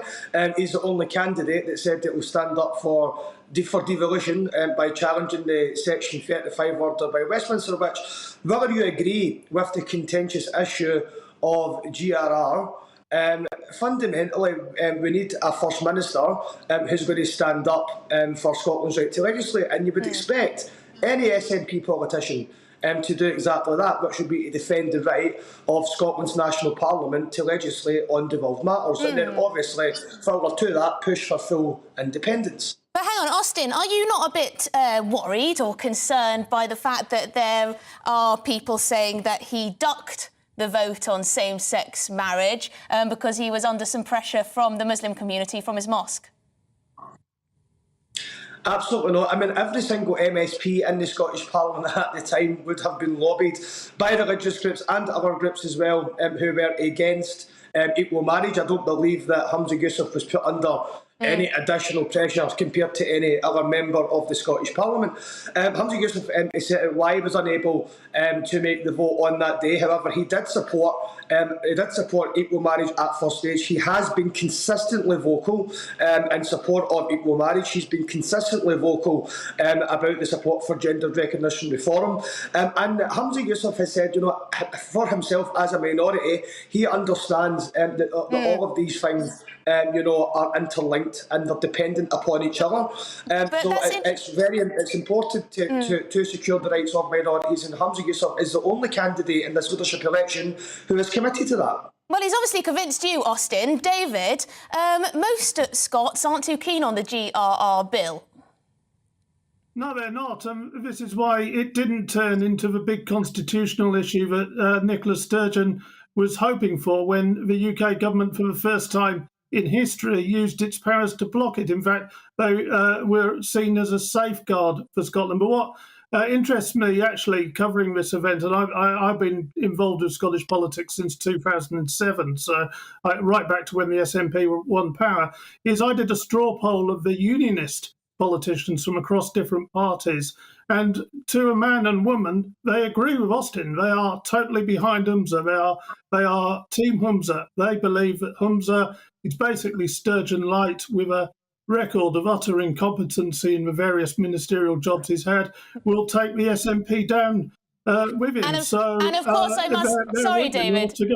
Sorry, David. I must say, of course, he has denied that he ducked the vote because of pressure from his community. So I must say that, Austin. But David makes a good point there about Humza Yousaf's record. He doesn't seem to have covered himself in glory in any position that he's been given.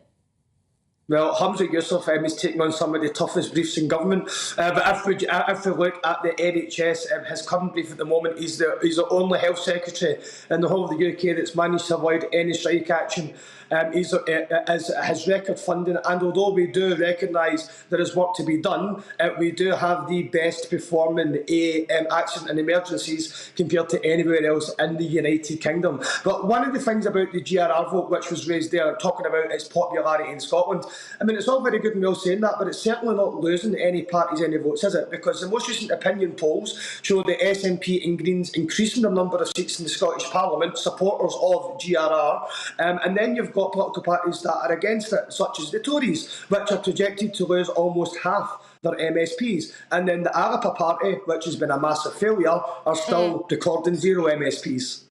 So GRR is not a vote loser. One could argue, and of course we don't know, we can't see into Sturgeon's mind, but one could argue that the GRR bill was one of the reasons why for her downfall. Sadly, that's all we've got time for this afternoon, but thank you very much, both of you, for joining me to discuss that. It's going to be a heated leadership campaign, I am sure. That, of course, was Austin Sheridan, who is a Glasgow City Councillor, and David Maddox, who is political editor of The Express Online. Now, I must read this out. Humza Yousaf has denied deliberately missing the vote on gay marriage in Scotland, saying he had to meet the Pakistan consulate over the case of a Scottish citizen on death row. When asked if he deliberately arranged a meeting so he could miss the vote, Yousaf told reporters, no, that was not done. It was an unavoidable meeting that was arranged. And look, I know it's been resurrected 9 years on, and I understand why you're asking the question. You've got every right to do so, but it's not been raised for 9 years. It's clearly being raised 9 years on in the midst of a leadership campaign to try to destabilise my leadership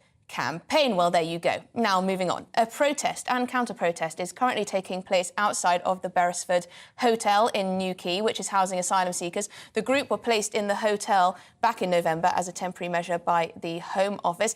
Joining us now, I'm pleased to say, is Jeff Moody, live from Newquay. Thank you very much indeed. It seemed earlier in the day things were getting a little bit heated. Yes, certainly things have calmed down a little bit now, but yes, things were getting very heated. It looks as though there's been some arrests. I haven't had any official confirmation yet, but certainly some people have been taken away by police, but not many. There's certainly not been the sort of level of violence that we saw in Knowlesy a week or two ago.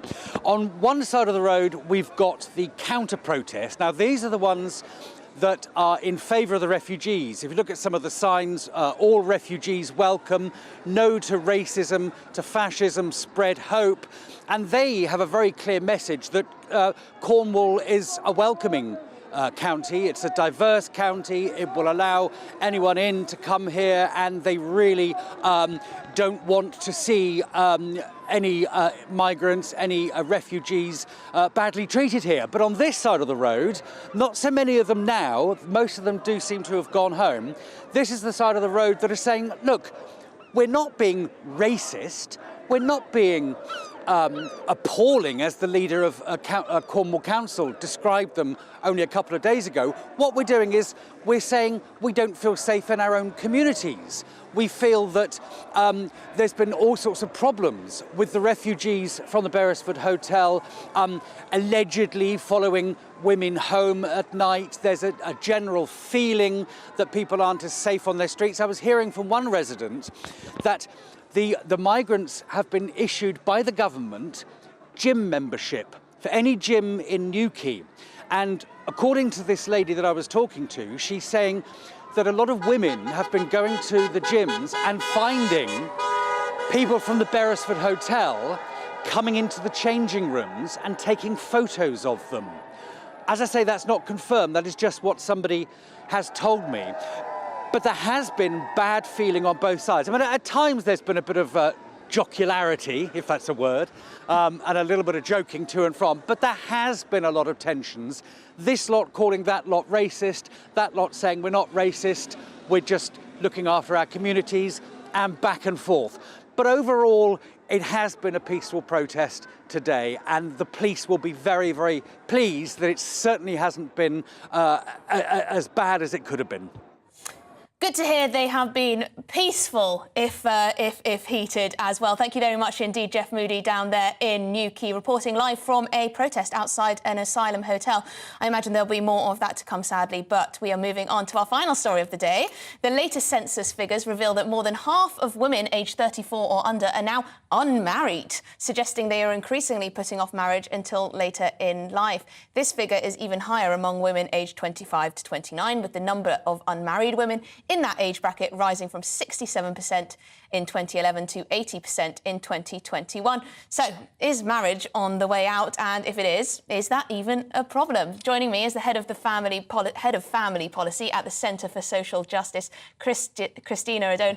Thank you very much indeed for joining me this afternoon. Now, there's been lots of statistics going around this week in the papers showing that essentially women are waiting later and later to get married, and just overall people aren't getting married. Absolutely right. And we should be worried by those statistics, because what we've also seen this week is the statistics showing how being unmarried or divorced or a widower is affecting male health, waiting to see what it does to female health. But, you know, marriage seems to be a protective factor in terms of health. It's a protective factor in terms of mental health. We've seen that the NHS in 2017 found that children of cohabiting parents or of lone parents were more likely to have mental health issues than children of married parents. We also know that in terms of homelessness, in terms of debt, in terms of substance misuse, marriage acts as a protective factor.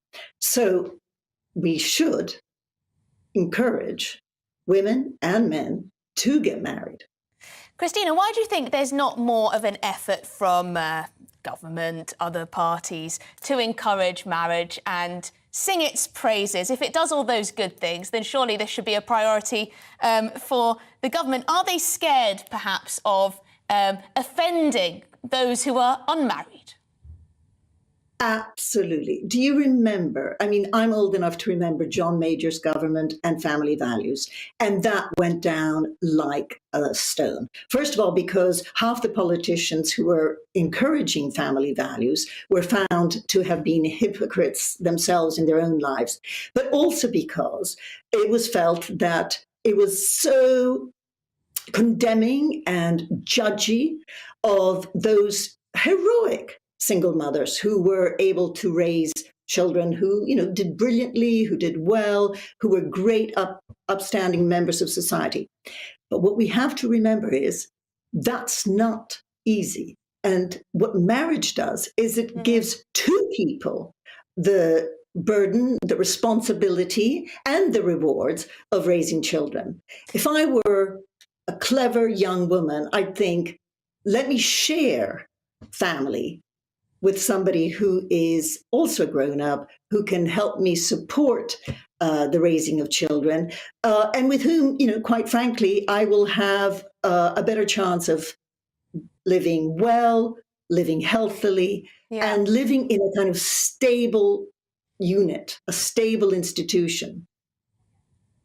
Christina, though, I do think that some women, well, there are women who would love to get married, but they don't find the man to settle down with, of course. But there are also the fact that a lot of women are doing so much else with their lives that it's simply not a priority. Is that a bad thing?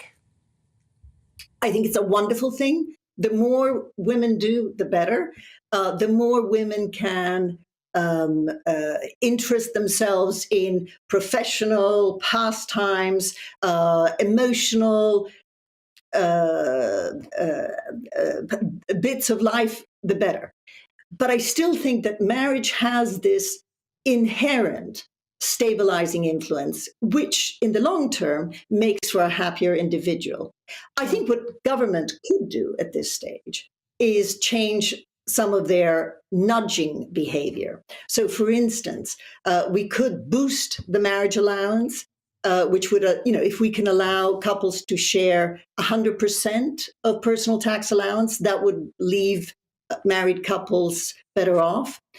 We could change Christina, I'm terribly sorry to interrupt you because we've now got Rebecca Reid, who has just arrived. Rebecca, I believe we're both in our 30s.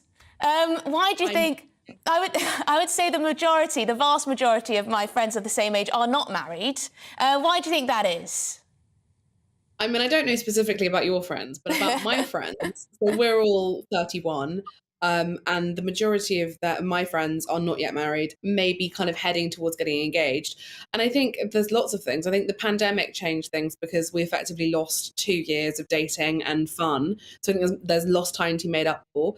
And also I think there's just the fact that marriage often means children, and children means being unselfish. And therefore, understandably, people want to fill their time having fun, traveling, making money, all of those things first, which seems perfectly logical to me. I got married at 25, so I am the other end of the spectrum. But it's a bit sad though, because of course women have to worry about their biological clock. So you can, you can get on with your career and everything, and then you blink, and it's all a bit tricky. I'm not sure it's as bad as people say it is. The majority of people I know who've tried, I mean, generally speaking, if you try and get pregnant before you're 35, like the vast majority of people will be able to. And there's so many other factors about your health, your weight, your smoking, your drinking. There's so much other stuff that plays into your fertility. If you want more time, you can take care of your body in a way that means, and also you can have intervention. Egg freezing exists for a reason. There are options. And I think sometimes we get unwarrantedly panicked about like, oh my God, I'm 30 and I haven't had a baby. Like, it probably will be absolutely fine, honestly. I think that's definitely completely true. We have so many pressures on us as women. Perhaps we need to be a tad more relaxed. But also, I think marriage is great. Thank you very much. That's all we've got time for on the show this afternoon. Thank you for joining me, Rebecca Reid and Christina O'Done. You've been watching Real Britain with me, Emily Carver. Thank you very much for your company.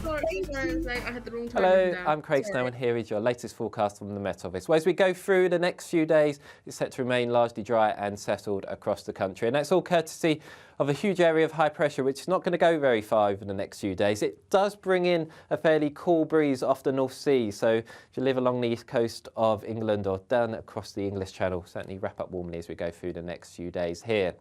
For the rest of Saturday, we'll see a lot of the cloud melt away, and that will lead to a cold and frosty night for a lot of the UK. But along the North Sea coast, we will maintain some rather cloudy skies, maybe the odd shower here. So temperatures actually staying above freezing here, but elsewhere could see lows falling down to -4 or -5 in a few spots. So then going into Sunday, very little changes actually. We still maintain rather cloudy skies across northern parts of England, eastern Scotland too. That may well filter its way a little bit further southwards as the day goes on. But elsewhere, plenty of sunshine around after that cold and frosty start, with the afternoon perhaps seeing the best of the sunshine up across western Scotland and maybe down towards Devon and Cornwall. And in that sunshine, temperatures will reach about 8 or 9 degrees, but under the cloud, and also if you're exposed to this fairly brisk wind, it will be feeling a good deal colder than that. Sunday evening then sees a repeat performance, a lot of the cloud melting away once again, leading to a fairly cold and frosty night. But along parts of the North Sea coast, again, the cloud will continue to come in, keeping things above freezing here. So a cold and frosty start to the new working week on Monday morning. Best of the sunshine as we start the day across western Scotland, Northern Ireland, down towards the southwestern parts of the country too. But then as the day goes on,